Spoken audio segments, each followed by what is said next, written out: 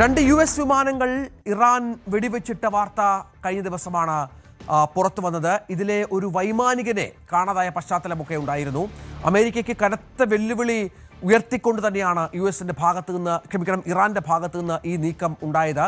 ഇറാന്റെ ശേഷി പൂർണ്ണമായും തകർത്തുവെന്ന അവകാശവാദങ്ങൾക്കിടെയാണ് ഇത്തരം പോർ വിമാനങ്ങൾ വീഴുകയും നമുക്കറിയാം ആദ്യമായാണ് ഇത്തരത്തിൽ പോർ വിമാനങ്ങൾ ഇറാന്റെ മണ്ണിൽ വെടിവെച്ചിടാൻ അവർക്ക് സാധിക്കുന്ന പശ്ചാത്തലമുണ്ടാകുന്നത്. F-15 ഈ വിമാനവും വാട്ട് ഹോഗ് A-10 വിമാനവും തകർന്നെന്നും ഹെലികോപ്റ്ററുകൾ ആക്രമിക്കപ്പെട്ടതുമായുള്ള വാർത്തകൾ അമേരിക്കയ്ക്ക് വലിയ തിരിച്ചടിയായി മാറുന്ന പശ്ചാത്തലമുണ്ട്. 24 മണിക്കൂറിനുള്ളിലാണ് ഈ രണ്ട് വിമാനങ്ങളും ഇറാൻ അതിർത്തിക്കുള്ളിൽ വെടിവെച്ചിടുകയും മറ്റും ചെയ്യുന്ന പശ്ചാത്തലമുണ്ടായത്.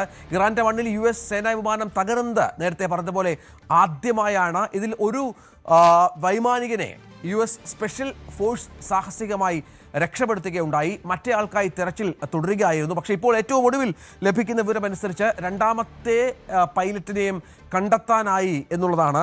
ഇറാൻ ഈ പൈലറ്റിനെ കണ്ടെത്തുന്നതിനും മറ്റും ഏതാണ്ട് $66 ലക്ഷം ഇതുമായി ബന്ധപ്പെട്ടുള്ള പ്രതിഫലം പ്രഖ്യാപിച്ചിരുന്നു. ആദ്യം ഇറാൻ പറഞ്ഞത് അമേരിക്കക്കാരെ കണ്ടാൽ ഉടൻ വെടിവെക്കുക എന്നായിരുന്നുവെങ്കിൽ ഇപ്പോൾ രണ്ടാമത് ഇത്തരമൊരു നിലപാടിലേക്ക് വന്നതോടുകൂടി ഈ പൈലറ്റിനെ വെച്ച് വിലപേശാനുള്ള യുദ്ധതന്ത്രം തിരിക്കാനുള്ള ശ്രമമാണോ എന്നുള്ള വിവരങ്ങളൊക്കെ, അത്തരം ആശങ്കകളൊക്കെ അമേരിക്ക പങ്കുവെക്കുന്ന പശ്ചാത്തലമൊക്കെ ഉണ്ടായിരുന്നു. പക്ഷേ ഇപ്പോൾ ഇറാൻ അടക്കം ആയുധങ്ങളുമായി തിരച്ചിലിറങ്ങുന്നതിനിടയിലാണ് ഈ പൈലറ്റിനെ കണ്ടെത്താനായി എന്ന വിവരങ്ങൾ പുറത്തു വന്നത്.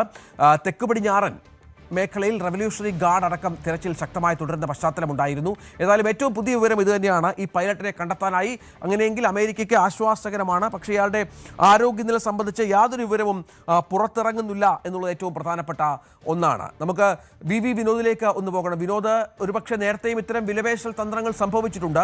ഈ പൈലറ്റിനെ കിട്ടിയിരുന്നെങ്കിൽ ഇയാളെ വെച്ച് വിലപേശി യുദ്ധത്തിന്റെ ഗതി മാറ്റാൻ പോലും ഒരുപക്ഷെ ഇറാന് സാധിക്കുമായിരുന്നു. പക്ഷെ അത് സംഭവിച്ചില്ല എന്നുള്ളത് നിർണായകമാണ്. എന്താണ് ഏറ്റവും പുതിയ വിവരങ്ങൾ?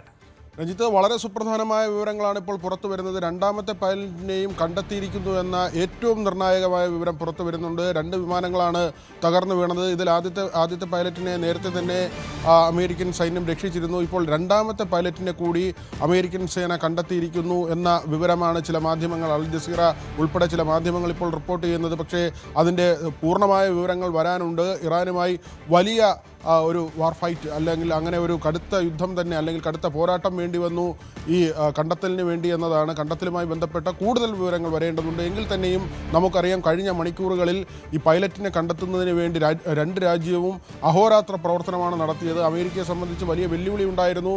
അമേരിക്ക മുന്നറിയിപ്പ് നൽകിയിരുന്നു, പൈലറ്റിൻ്റെ ജീവൻ വെച്ച് വിലപേശിയാൽ ഇറാനെ തീർക്കും എന്ന തരത്തിൽ തന്നെ. ഏറ്റവും ഒടുവിൽ അവരുടെ ഔദ്യോഗികമായ അറിയിപ്പ് വന്നു. എന്നാൽ ഇറാൻ വലിയ സമ്മാന തുകയാണ് മുന്നോട്ട് വെച്ചത്. ഏതാണ്ട് ഇന്ത്യൻ രൂപ 62 ലക്ഷം ഈ പൈലറ്റിനെ കണ്ടെത്തുന്ന ആളിന് നൽകും. ആദ്യം ജീവനോടെയോ അല്ലാതെയോ എന്ന ഒരു അറിയിപ്പാണ് ഇറാൻ്റെ ഭാഗത്തു നിന്ന് വന്നത്.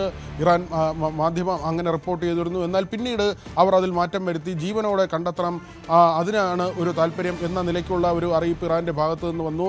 തീർച്ചയായും നമുക്കറിയാം, അങ്ങനെ ജീവനോടെ കിട്ടിക്കഴിഞ്ഞാൽ ആ പൈലറ്റിൽ നിന്ന് വിവരങ്ങൾ ചോർത്തിയെടുക്കുക, വിശദമായി ചോദ്യം ചെയ്യുക, അല്ലെങ്കിൽ വലിയ പീഡനങ്ങൾക്ക്, വിവരങ്ങൾ ലഭിച്ചില്ലെങ്കിൽ വലിയ പീഡനങ്ങൾക്ക് വിധേയമാക്കുക, ഇതെല്ലാം തന്നെ യുദ്ധത്തിൻ്റെ ഭാഗമായി ഉണ്ടാകുന്നതാണ്. അത്തരമൊരു നീക്കം ഇറാൻ്റെ ഭാഗത്തു നിന്ന് ഉണ്ടാകുമെന്ന് കണ്ടുകൊണ്ട് തന്നെയാണ് അമേരിക്കയുടെ ഭാഗത്തു നിന്നുള്ള ഭീഷണി ഉണ്ടായതും.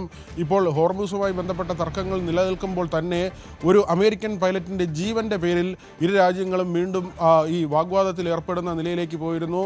അമേരിക്കയെ സംബന്ധിച്ച് തിരച്ചിൽ ദുഷ്കരമായിരുന്നു. കാരണം കുവൈറ്റിൻ്റെ ഭാഗത്താണ് പൈലറ്റ് പറന്നിറങ്ങിയത്. കാരണം ഈ വിമാനത്തിന് അപകടം ഉണ്ടാകുമ്പോൾ തന്നെ പൈലറ്റ് അതിൽ നിന്ന് ഇജക്റ്റായിരുന്നു. അത് പുറത്തേക്ക് പൈലറ്റ് പാരച്യൂട്ടിൽ പുറത്തേക്ക് ചാടുന്ന ദൃശ്യങ്ങൾ ഉൾപ്പെടെ അത് പുറത്തു വരികയും ചെയ്തിരുന്നു. അങ്ങനെ അത് ഇറാഖ് ടെലിവിഷനാണ് പുറത്തുവിട്ടത്.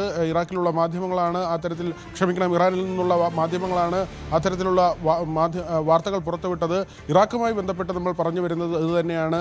ആദ്യമായാണ് ഇറാൻ്റെ മണ്ണിൽ ഇങ്ങനെ ഒരു F-15 വിമാനം വീഴുമ്പോൾ, അല്ലെങ്കിൽ A-10 തണ്ടർബോൾട്ട് എന്ന അവരുടെ ഏറ്റവും അഭിമാനകരമായ യുദ്ധവിമാനം, 2 വിമാനങ്ങളാണ് ആക്രമിക്കപ്പെട്ടത്.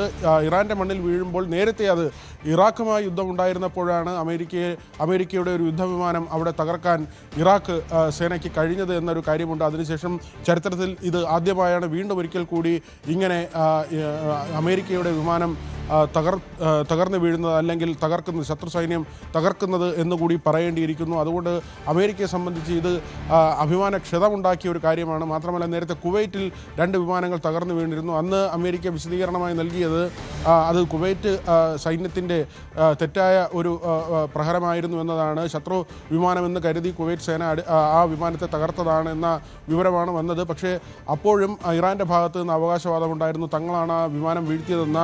ഇപ്പോൾ ഈ പൈലറ്റിനെ കണ്ടെത്തുന്നതിന് വേണ്ടി ഇറാൻ്റെ തെക്ക് പടിഞ്ഞാറൻ മേഖലയിൽ അമേരിക്കൻ സേനയുടെ തിരച്ചിലുണ്ടായിരുന്നു. 2 ഹെലികോപ്റ്ററുകൾ ഇറാൻ സേന വെടിവെച്ചു. അതിൽ കേടുപാടുകൾ പറ്റിയെന്ന വിവരങ്ങൾ വന്നിരുന്നു. അത് തകർന്നു വീണില്ല, പക്ഷേ ആ ഹെലികോപ്റ്ററുകൾക്ക് നേരെ വെടിവയ്പുണ്ടായി എന്ന ചില വിവരങ്ങളും. തീർച്ചയായും അത് വിനോദ്, നമ്മൾ നേരത്തെ ഈ മാധ്യമങ്ങളൊക്കെ ചർച്ച ചെയ്ത് ഈ പൈലറ്റിനെ ഇറാന്റെ കയ്യിൽ കിട്ടിയാൽ എന്ത് സംഭവിക്കും എന്നുള്ളത് അമേരിക്കയെ വല്ലാതെ ആശങ്കപ്പെടുത്തിയിരുന്നു എന്നുള്ളതാണ്. കാരണം നേരത്തെയും സമാനമായ പല സംഭവങ്ങളും റിപ്പോർട്ട് ചെയ്യപ്പെട്ടിട്ടുണ്ട്. ഒരു വിലപേശലിനായി ഈ പൈലറ്റിനെ ഒരു പക്ഷേ ഉപയോഗിച്ചേക്കാം എന്നുള്ള വിവരങ്ങളടക്കം പുറത്തു വന്നിരുന്നു. അത് നേരത്തെയും ഇറാൻ അത്തരം കാര്യങ്ങൾ ചെയ്തിട്ടുണ്ട് എന്നുള്ളതാണ് അമേരിക്ക ആശങ്കയിലാക്കിയത്. കാരണം യുദ്ധം അവസാനിപ്പിക്കുകയോ അല്ലെങ്കിൽ മറ്റു കാര്യങ്ങളിലേക്ക് എത്തിക്കാനോ ഒരുപക്ഷെ അമേരിക്കയെ പ്രേരിപ്പിക്കാവുന്ന ഒരു സംഗതിയായി ഇത് മാറിയേനേയും എന്നുള്ള ഏറ്റവും പ്രധാനപ്പെട്ട വിവരങ്ങൾ കൂടിയുണ്ട്. ഏതായാലും അത് ഒഴിവായി എന്നുള്ളതാണ് അമേരിക്കയെ സംബന്ധിച്ചിടത്തോളം ഏറ്റവും നിർണായകവും ആശ്വാസകരവുമായ കാര്യമായിരിക്കുന്നത്. പക്ഷേ ഈ പൈലറ്റിൻ്റെ ആരോഗ്യസ്ഥിതി സംബന്ധിച്ചോ എവിടെ നിന്നാണ് ഇയാളെ കിട്ടിയത് സംബന്ധിച്ചോ ഒരു വിവരവും പുറത്തു വന്നിട്ടില്ലല്ലോ വിനോദ്. ഒപ്പം ഇറാൻ്റെ മണ്ണിൽ കയറിയാണ് അമേരിക്കയുടെ സേന ഇത്തരത്തിൽ വളരെ പ്രധാനപ്പെട്ട ഈ തിരച്ചിലും മറ്റും നടത്തുകയും ഇയാളെ കണ്ടെത്തുകയും മറ്റും ചെയ്തത്. അതിൻ്റെ വിശദാംശങ്ങൾ എന്തെങ്കിലും പുറത്തു വരുന്നുണ്ടോ? രഞ്ജിത്ത്, ഏറ്റവും സുപ്രധാനമായ ഒരു വിവരമാണ്. കാരണം ഈ ഒത്തുതീർപ്പ് ചർച്ചകൾ ഒരു വശത്ത് നടക്കുന്നു, വെടിനിർത്തൽ പ്രഖ്യാപനമുണ്ടായെങ്കിലും അതുണ്ടാകാതെ യുദ്ധം തുടരുകയാണ്. ഇതിനിടയിലാണ് ഈ 2 വിമാനങ്ങൾ തകർന്നു വീണത്. അത് ഇതുവരെ അമേരിക്ക ഔദ്യോഗികമായി പ്രഖ്യാപിച്ചിട്ടില്ല ഇറാൻ്റെ ആക്രമണത്തിലാണ് ഈ വിമാനങ്ങൾ വീണതെന്ന്. പക്ഷേ കാര്യങ്ങൾ വ്യക്തമാണ്. ഈ 2 വിമാനങ്ങളും വീഴ്ത്തിയത് ഇറാൻ തന്നെ എന്നതിൽ സംശയമില്ല. മാത്രമല്ല, ഈ രണ്ടാമത്തെ പൈലറ്റിനെ സംബന്ധിച്ചുള്ള അദ്ദേഹത്തിൻ്റെ ജീവനുമായി ബന്ധപ്പെട്ട് വലിയ ഒരു ഏറ്റുമുട്ടലിലേക്കാണ് ഇരു രാജ്യങ്ങളും പോയത്. കാരണം അമേരിക്കയെ സംബന്ധിച്ച് വിമാനം വീണു എന്നത് വലിയ ക്ഷതം. എന്നതിനപ്പുറത്തേക്ക് പൈലറ്റിനെ ഇറാൻ പിടികൂടിയാൽ പിന്നീട് ഒരുപക്ഷെ ഇറാൻ്റെ ഭാഗത്ത് നിന്ന് ആ പൈലറ്റിന് നേരെ എന്തെല്ലാം നടപടികളുണ്ടാകും എന്നത് അമേരിക്കയെ സംബന്ധിച്ച് അമേരിക്കയുടെ ഒരു സേനാ രീതി അനുസരിച്ചൊക്കെ അവർക്ക് ഊഹിക്കാവുന്നതേ ഉള്ളൂ. മാത്രമല്ല, വിവരങ്ങൾ ചോരുക എന്നത് വളരെ പ്രധാനപ്പെട്ട കാര്യമാണ്. ഈ വിമാനങ്ങൾ പറന്നെത്തുന്ന സ്ഥലം, അത് മറ്റ് ഈ F-15 പോലുള്ള മറ്റ് വിമാനങ്ങൾ കൂടിയുണ്ട്. ഇതേ ഗണത്തിൽപ്പെട്ട വിമാനങ്ങളുണ്ട്. അതുമായി ബന്ധപ്പെട്ട മറ്റ് വിവരങ്ങൾ, അതോടൊപ്പം തന്നെ A-10 തണ്ടർബോൾട്ട് നേരത്തെ പറഞ്ഞതുപോലെ ഇതോടൊപ്പം തകർന്ന മറ്റൊരു വിമാനമാണ്. ഇതുമായി ബന്ധപ്പെട്ട കാര്യങ്ങൾ, വിമാനവാഹിനി കപ്പലുകൾ, നമുക്കറിയാം ഇറാനിലേക്ക് തീർച്ചയായും ഇങ്ങനെയുള്ള വിമാനങ്ങൾ പറന്നു വരുന്നത് വിമാനവാഹിനി കപ്പലുകളിൽ നിന്നാകും. അതുമായി ബന്ധപ്പെട്ട വിവരങ്ങൾ അമേരിക്കയെ ഇപ്പോൾ പോലും ഏറ്റവും കൂടുതൽ ആശങ്കയിലാക്കുന്നത് ഈ സബ്മറൈനുമായി ബന്ധപ്പെട്ടുള്ള കാര്യങ്ങളാണ്. ഇറാൻ്റെ നാവികസേനയെ സംബന്ധിച്ചുള്ള യഥാർത്ഥ ശേഷി, അതിൻ്റെ ഒരു കണക്ക് അമേരിക്കയുടെ പക്കലില്ല എന്നത് വളരെ വ്യക്തമായ കാര്യമാണ്. അതാണ് അമേരിക്ക ആശങ്കയുണ്ടാക്കുന്നത്. മറ്റൊരു വിവരം പുറത്തു വരുന്നത് പ്രാദേശികമായി നിർമ്മിച്ച, അതായത് ഇറാൻ പ്രാദേശികമായി നിർമ്മിച്ച മജീദ് യുദ്ധവിമാനങ്ങളെ ഉപയോഗിച്ചാണ് ഈ ഡ്രോണുകളെയും ഇത്തരം വിമാനങ്ങളെയും ഒക്കെ ഇറാൻ അടിച്ചിട്ടത് എന്നുള്ള വിവരം കൂടിയാണ്. അത് നമുക്കറിയാം, മജീദ് വ്യോമവേധ മിസൈൽ ഉപയോഗിച്ചാണ് എന്നുള്ള കണ്ടെത്തൽ പ്രധാനമാണ്. അത്യാധുനികമായ അമേരിക്കൻ